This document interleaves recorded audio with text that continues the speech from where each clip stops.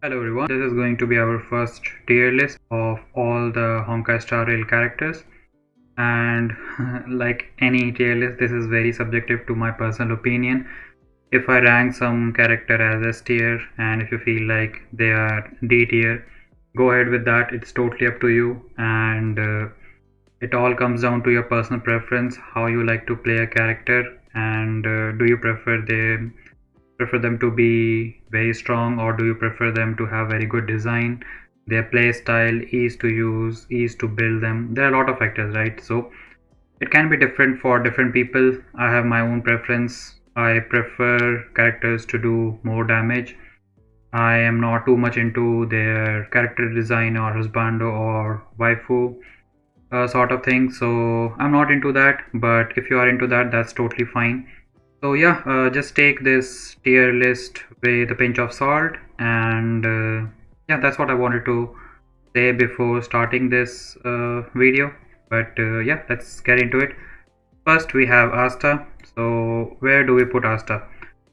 She is really good if you level up her ultimate to 10, or if you level up her ultimate all the way up till 10th, you will get 50 speed boost, which is quite huge. Your damage dealers will take more actions per turn, so I would put Asta in A tier. She has other functionalities as well. She can give you some boosts, things like that, but we have other characters as well. And again, if you see her in isolation, so if you forget about any other characters, you can put her in S tier. But then there are other characters as well, so we will be looking at relative positioning of each characters, and not seeing them in isolation, because most likely you will have all the 4-star characters. Maybe you won't have one or two characters, but if you are playing since the start, so it's been what, around 3 months now since this game has been released, and you should be having all the 4-star characters. So yeah, if we see her relative position, I would put her in A. She is amazing if you build her, and it's very easy to build her. If you want to see any build guides, do let me know in the comment section. I'll be more than happy to let you know. But there are already a lot of great YouTube channels who have posted Asta build. You can check out those videos. Now next, coming to Dan Hung. So Dan Hung is a really great character for wind damage dealing. If you don't have any other wind character, and if you really need one, I think you can build him. He will do quite a lot of damage. But when you compare him with other DPS like Sela or other newer characters like Dian Hung, Imbibitor Lune, or Blade Kafka, he falls off a bit. But if we see him as he is really good. So I'm gonna put him in the B tier. By putting him in B tier doesn't mean that he's really bad. He is a good character, and if you build him, you will be happy with him. Next is Herta. So I haven't played Herta much, but when there was this event where I played her alongside Himiko, I really enjoyed playing her, and she was doing quite a lot of damage. So seeing that, I would put her in B tier, because she is actually quite handy. She can break those ice weakness quite a lot, and she can actually freeze enemies quite a lot. So in my opinion, she is really good. But again, when you see other people, they are quite salty about her, which is their opinion. I don't blame them. But yeah, she is good in my opinion. Hook, I don't really have much idea about her, so I'm gonna just put her in the don't know much section. About March 7th, the problem is now with Japard and even Fire Trailblazer, he is really good, and March 7 is good, but then you also have Japard. He is probably the god of shields, and now Fu Shong is also coming. I think it's fair to put her in C tier, but if you don't have, let's say, Japard, and you're not planning to pull for Fu Shuang, then I think she can go in B tier as well. But for me, I will put her in C tier, because I will be pulling for Fu Shuang, and I have built Fire Trailblazer uh, quite decently, so he does the job. So I would say she will be in C tier. Natasha, I will put her in B tier simply because there are other really great healers like Locha and Bailu. She has this very good unique feature where she can remove a debuff from your ally or from your character, so that is really good for her. Bailu can't do it, but Bailu can revive, and her healing is also quite well as compared to Natasha, so I'm gonna put her in B tier.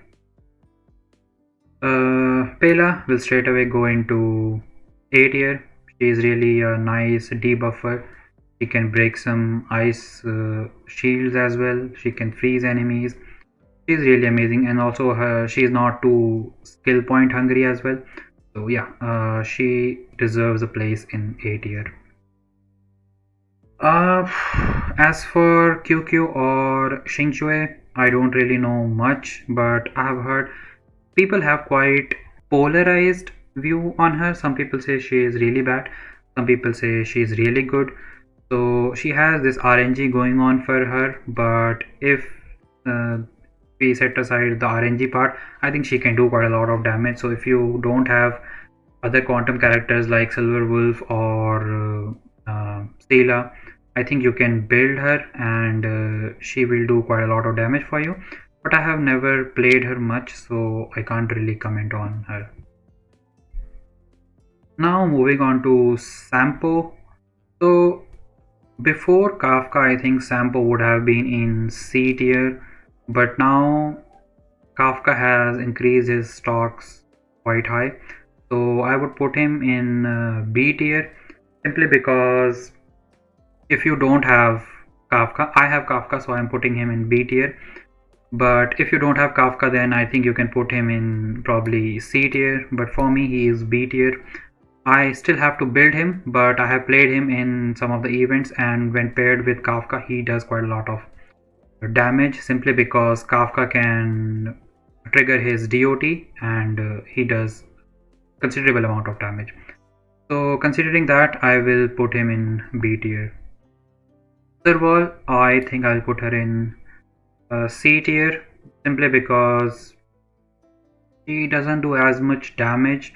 Yes, she is a really good AoE electro character or lightning character, and if again paired with Kafka, she can increase the duration of the DOT.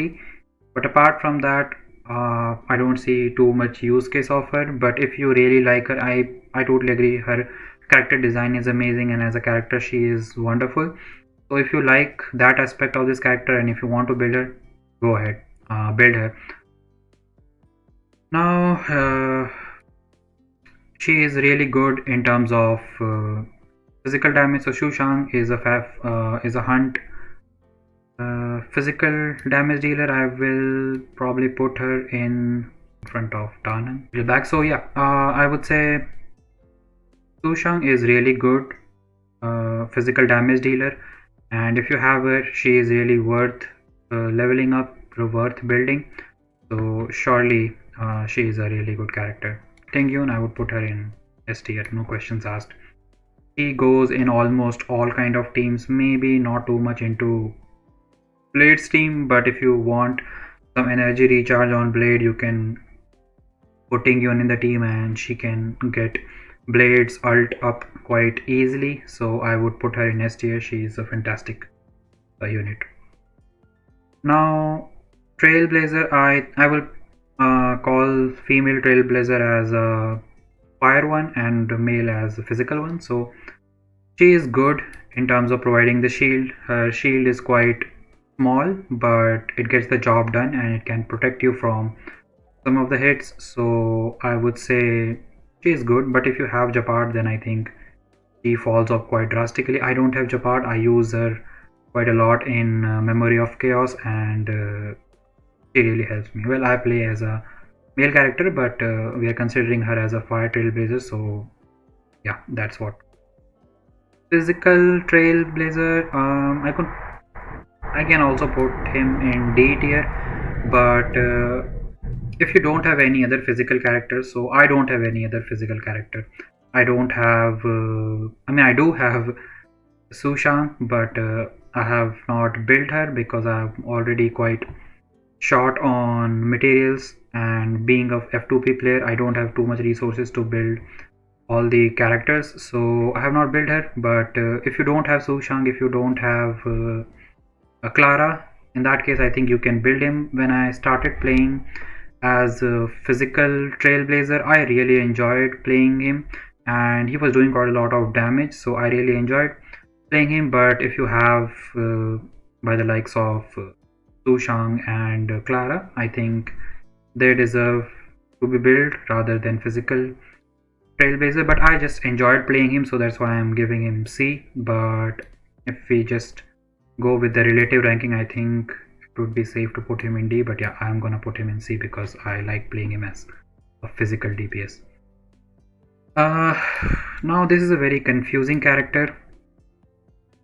I really liked her when I saw her as a character design. She is amazing. She buffs your attack and crit, so that is again good. She's just a bit confusing, but if you put some speed on her, I think she starts to shine. In terms of support, yes, I think I can put her in B tier. She is good, but if you have other supports like Asta, Pela, or Tingyun, I think they deserve to be built before her. But if you don't have them, I think she's a really good support, and especially if you want to pair her with Danhang IL, I think she really does the job perfectly, I think. So yeah, I would put her in B tier, and I'm not pulling for Danhang IL, so that's why she is in B. But if you have Danhang IL, I think she can go A tier. Now moving on to links, so we don't have too much information on her, but I think she's going to be amazing. She's a quantum healer, and I think on her alt she can provide party-wide cleanse, so you can remove one debuff from your party member. So that seems to be a really good selling point for her, but we don't know much how her healing will be and what other utilities she can provide to the team, so I'm still gonna put her in don't know much. But once we have more information on her, we will try to put her in tier list above. Arlen, again, I have not played him, I have not built him, I don't know much about him, so can't really comment on him.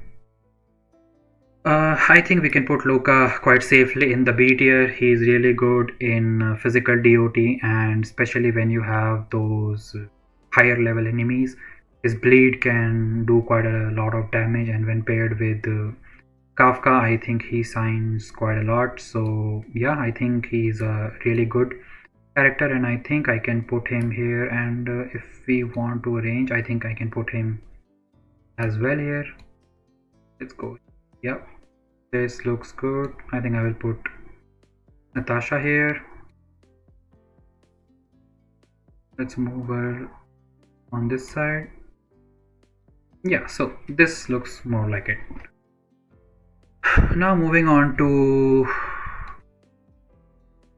well, I will put him in S tier. He is amazing, and when I got him, I was not sure how to build him, but I have built him mostly as a support to so that he can slow down the enemies, and I can take more turns, and he does the job really well. I got achievement recently only because of Welt, where I was able to take 20 turns consecutively. So yeah, there is this achievement, and I got him only because of Welt. He slows down the enemies by quite a lot, and on top of that he also does quite respectable damage. So if you want to build him as a DPS, you can do that as well. But like I told you, I am a bit short on resources, so I am investing in other characters. So I have not built him as a DPS but as a support, and he still does quite a lot of damage. So if you have Welt, I think he is worth building. Now moving on to the next character, which is Yanqing. I think he is a very good DPS, especially when you have ice weakness enemies. So he is really good, but then there are other DPSs as well, like Sila, Jingyuan, Blade, Kafka, Kanheng IL. So he is probably not at par with them, but if you don't have any other DPS, and if you don't have any ice character, I think you can build him. And I don't think we have any other ice DPS except for Herta. but he is significantly better than Hutta, so you can build him. And he is really amazing. I don't have him, but I have played him on my friend's account and also in the trial section. So he is amazing. If you have him, I would highly suggest building him.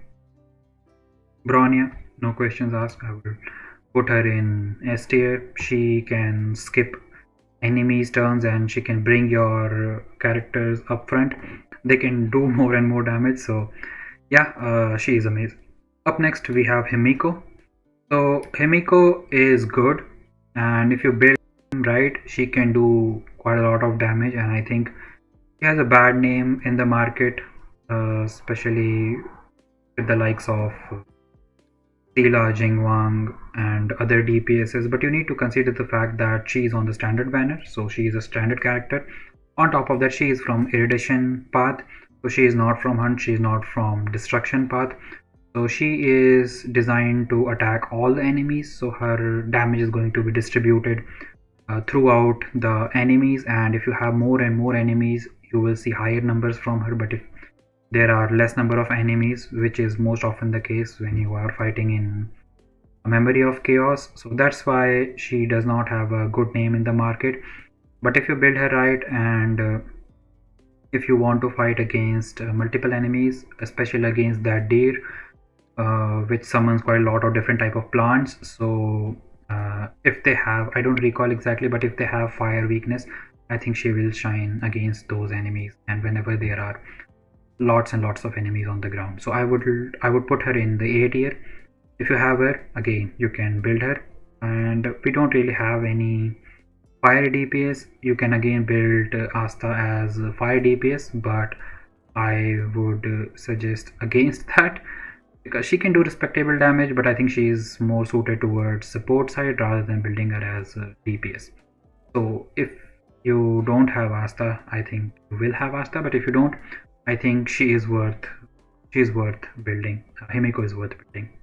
Yeah, I totally agree with that. So if you put them together, they are quite amazing, because when she breaks the shield, or when Hutta breaks the shield, she will take the turn, and when Himiko breaks the shield, Hutta will take the turn. So yeah, if you put them together, I think they can be A. But yeah, I think you're right.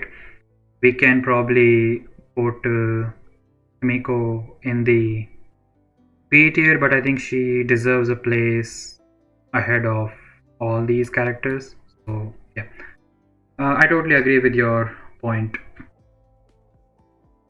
Less than Sushan, maybe.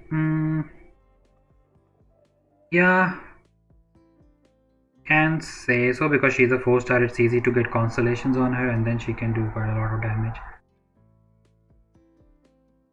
I get your point. Well, yeah, let's put her there and leave it for now. We can always reshuffle this at later stages. Moving on to Jabard, I think I can put him in S tier in terms of shielding, but for now, let's put him in 8. I think he doesn't have a competition, so I'm gonna put him in A tier. I don't have him. I really wanted him, but it is what it is. But whenever I play him in support, or whenever I play him in any kind of events, or I would say tier trials, so there I think he shines quite a lot. I will put him in S tier simply because there is no competition to his shield. Maybe things will change after Fushuan comes in, but she doesn't shield, she takes damage. She shares the damage from your allies, so I think she's a completely different character, even though they both follow the path of preservation. But I don't think he has any kind of competition in terms of shielding, so I will put him in S tier. Clara, I have played her a bit, but I'm not too sure where to put her because I don't really have too much information on her. What do you think, Dude 333? Are you aware of her playstyle, or have you uh, built her? I'm not sure if you have her, but have you played her? Do you know much about Clara? Fire B Clara. Okay, I think when you say her high, I think she deserves this place, I guess.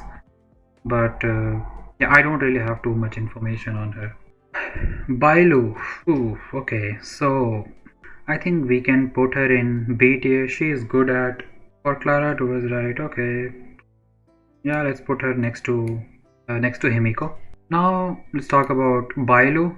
Bailu is really good in terms of providing you healing, and also she is really good in terms of reviving you. So if there are multiple enemies and they start to attack your one single character, I think that's where she shines. And I have used her revival quite a lot. Most of the times my Tingyun is almost dead because all the enemies always decide to attack on Tingyun, and luckily Bailu has that ability, so she can revive your character. So in case you get unlucky and your single character gets attacked again and again, that's where Bailu can heal you. So she deserves A tier for sure. And if you don't have other healers like Locha, I think she is a must build character. You get Natasha for free, so you will need two healers anyways for Memory of Chaos. So I think yeah, she deserves the place in A tier. Loja, no questions asked. I will put him in S tier. He is amazing healer. He is a very skill point efficient character. You don't need to use his skills, so I think I can put him probably somewhere here. Yeah, he's really good. Tila, right. So she is for sure S tier, but where should we put her? Uh, she's really good when her resurgence is on. She can increase her own speed, so she can take more turns. On top of that, when she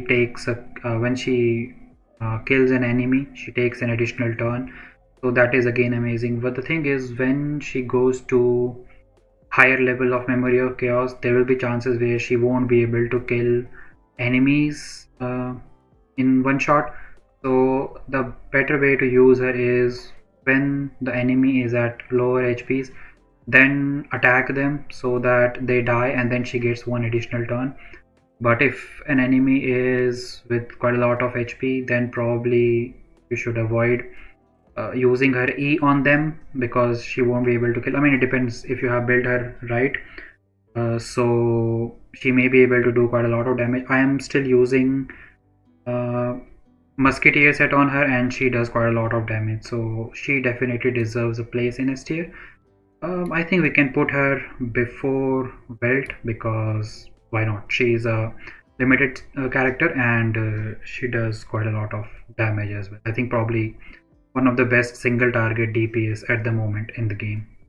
Now Jingwang, a lot of people will put him in A tier, and maybe if we see from the perspective of damage dealing, he falls off against other damage dealers.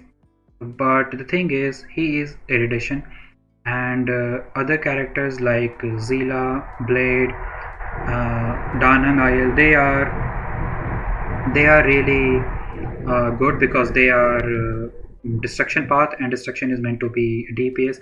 Erudition, like I told you, is supposed to be AoE, and he attacks all the enemies. So I personally think he is really good, and of course he can go at the beginning of A, or he can still be in S tier.